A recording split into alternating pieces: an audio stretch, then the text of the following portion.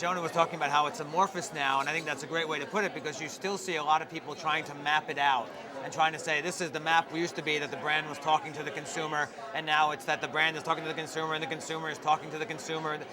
You really can't map any of it out neatly. There is no process and way that it's happening, but it is much more about letting go of your message. It doesn't mean, when you say it's not your brand, it doesn't mean that you shouldn't have a thought about what the essence of the brand is and how that gets communicated and what you would like it to stand for, but it means that that's just the starting point, and it's not the end of the conversation anymore. And to look at it and then try to map out how it gets there, and obviously it's, on the one hand, it's vital, even if you think about the retail process, that you really want to understand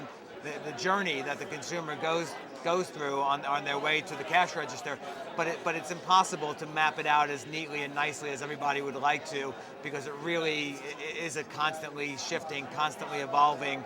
diagram that constantly doubles back on itself. Right, and in this radically transparent world where these consumers can criticize your product, can tell each other not to buy your product, can tell each other not to buy the product even if the product's good, but they hate the corporation because the corporation's doing something bad. Once you kind of live in that world, you have to take on board what they're saying, and they are starting to change the products as a result. And the smartest companies out there are actually, it's not just about your messaging and you know, that being kind of